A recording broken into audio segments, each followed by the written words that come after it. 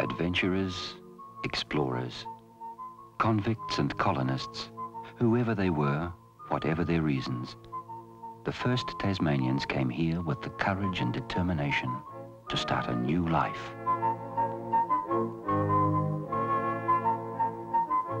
Some of them had no choice.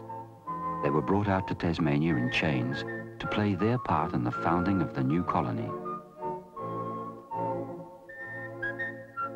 Whatever they were looking for, gold, freedom, a chance, an opportunity, they came here to find it.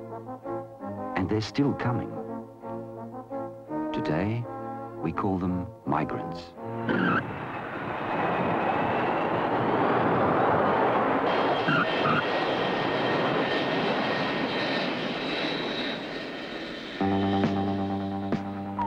Like the early settlers, the people who come here as migrants have a lot of different reasons for picking up and moving on. War, unemployment, political oppression, lack of religious freedom. Whatever the cause, they're looking for a new beginning, a place which holds the promise of the future they want for themselves and for their children.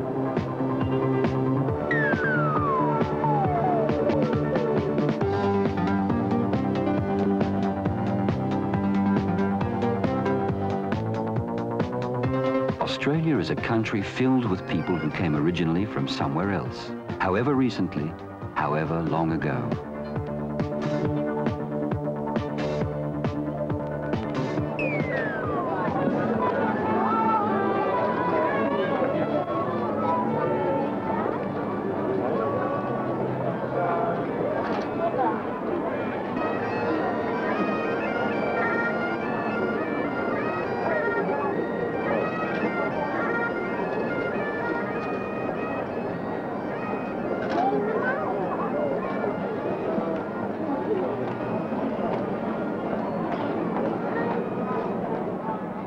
One out of every 4 Tasmanians was born overseas, or born here of immigrant parents.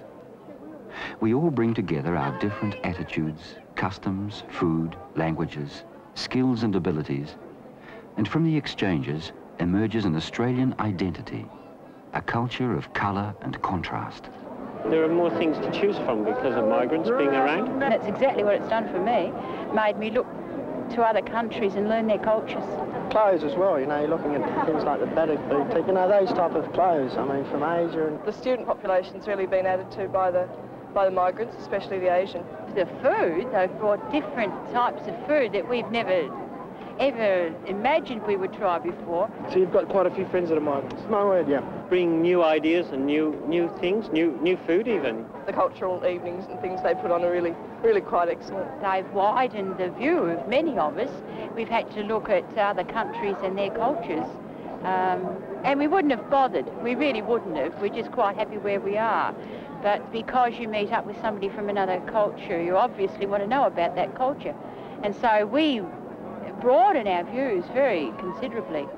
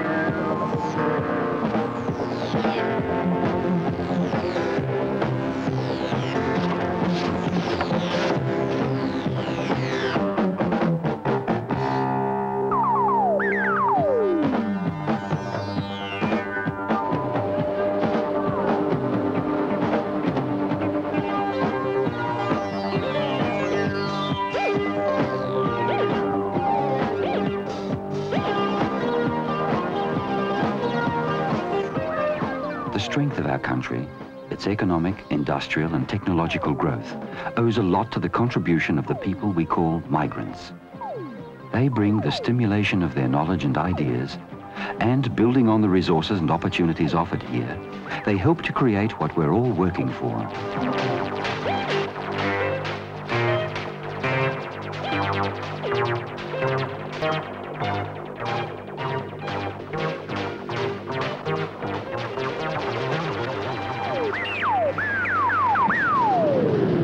An Australian way of life.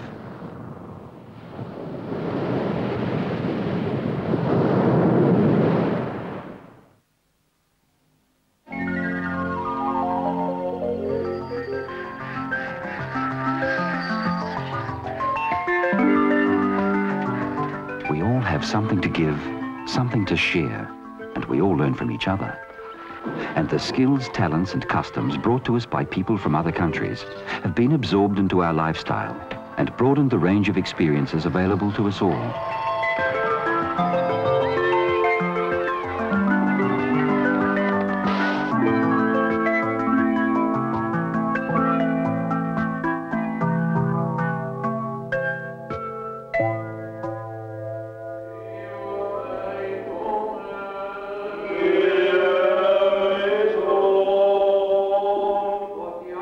For many people, their own religion provides an important link with the past, and having the freedom to continue those traditions is an essential part of their lives. In the Greek Orthodox Church, like so many others, the rituals have been passed on for centuries, and here, thousands of miles from home, they're kept alive in the prayers, songs and dances of the Greek people.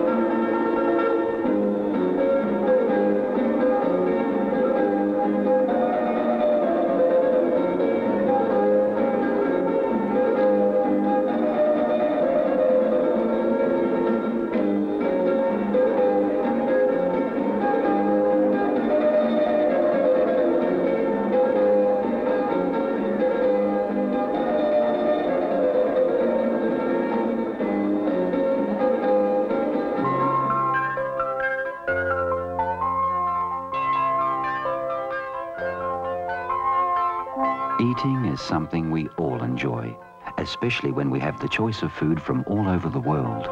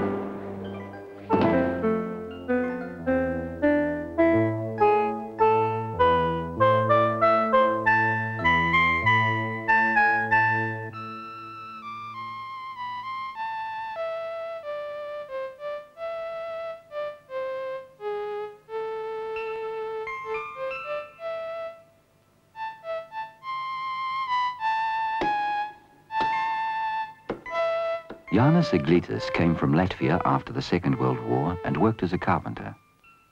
This figure of his daughter was made when he turned to wood carving. And the chess set, based on characters from his country's past, was completed over almost 30 years of delicate, skillful work.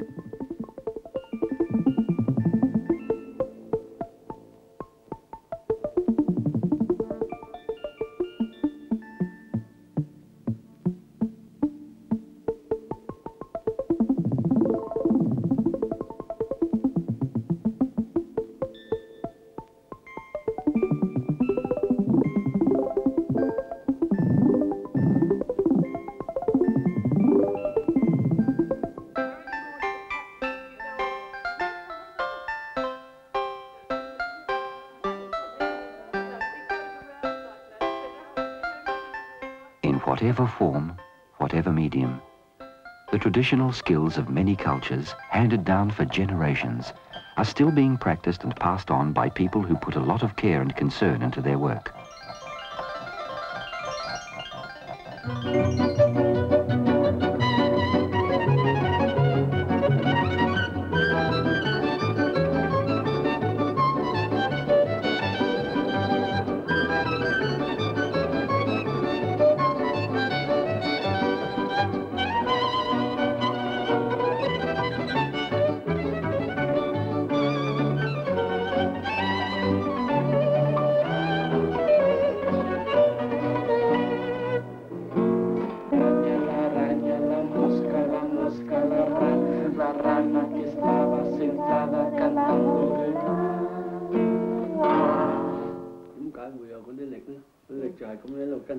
Yeah, you must follow your strength, you see. You mustn't let it stop halfway.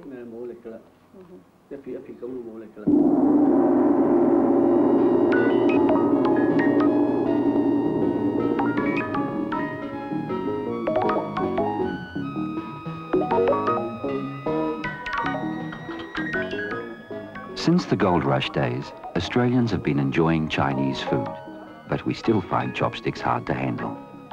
In Chinese tradition, it's considered barbaric to use a knife at the table, so food is prepared ready to eat, once you've mastered the art of wielding chopsticks.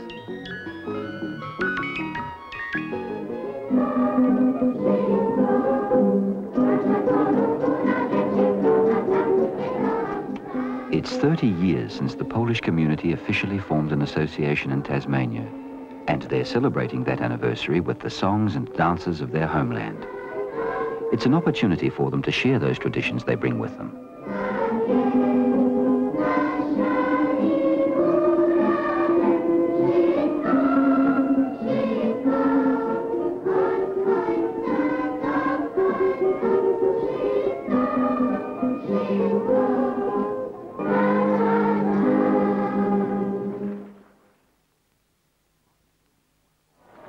Aussie rules football.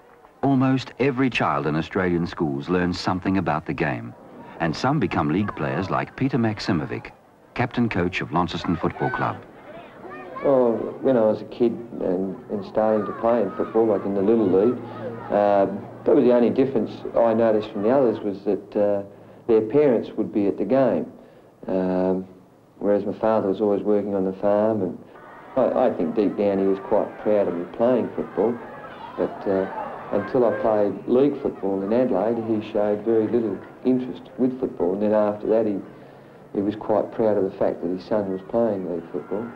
My parents came to Australia in 1949 from Europe, and my father got a job working at Holden's in the factory, eventually became a foreman there, and so he was working 8 hours a day at Holden's, and then he put in 6 or 7 hours on the farm, as well as myself and my 4 brothers.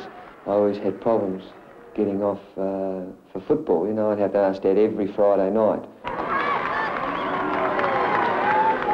They're both retired now, Mum and Dad, and they're very happy in Australia. They go back. They've been back 3 or 4 times in the last 5 years, but they'd never leave Australia. They reckon Europe's backward compared to Australia, and they're thoroughly happy here. And it's a good one too. He gets it right into the arms of Paul Hines.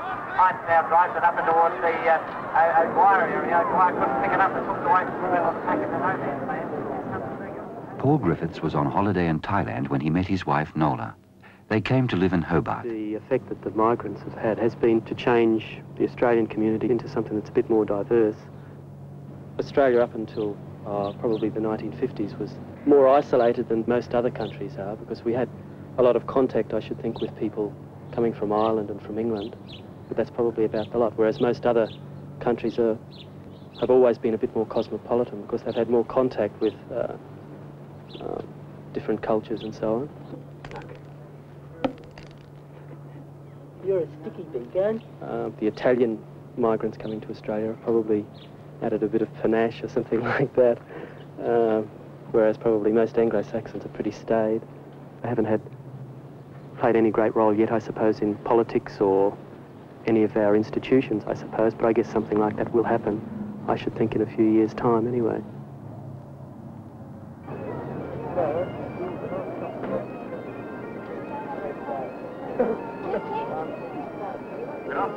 Your music maker John Rivers on Hobart ZR between now and 3 o'clock. At 1:15. The program is today, and Phil Russell will be in later on to tell us what's in the program. At 1:30, direct line, we'll take your calls on the special subject, money management.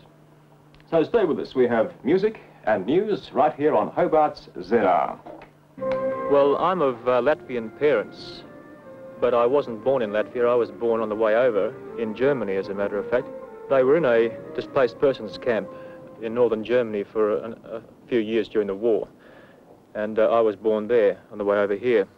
They had a choice of either going to America or coming to Australia, and they opted for Australia.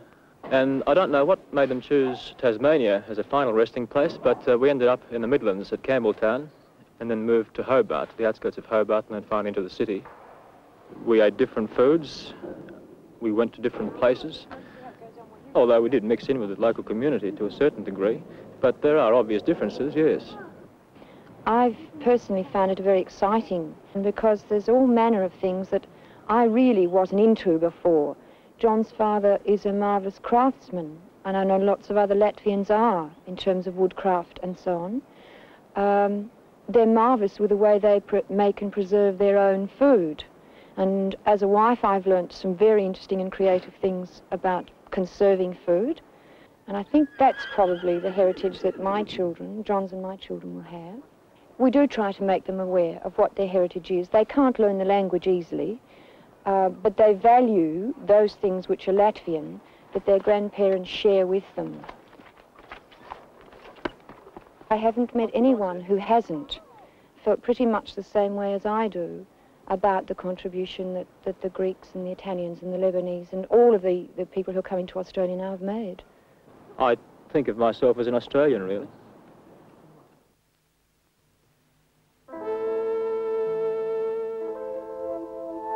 This country has captured the hearts of many people. One man loved the wild and rugged beauty of Tasmania so much that he gave his life to it. Olagus Trukhanis. His gift to us all was his love of Tasmania, as seen through his camera.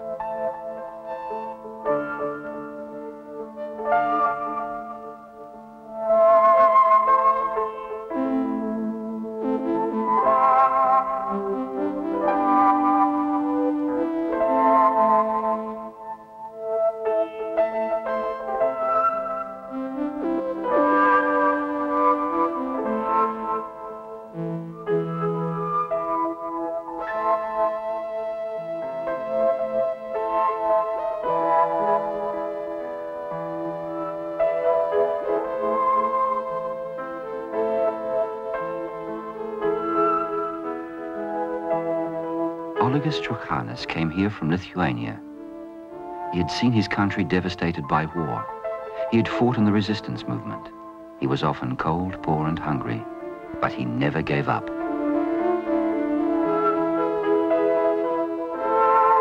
Where is the sugar, please? Would you repeat that? Where is the sugar, please? Where is the sugar, please? Where is it? It's almost 200 years since the first settlers arrived. Since then, people have come from all over the world to live in Tasmania. And now, the refugees from Vietnam. They've left behind a country divided by war, and like so many people before them, they're coming here to begin new lives.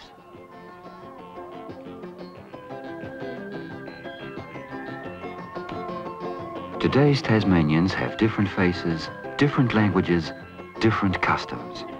But one thing we all have in common: Tasmania is our home.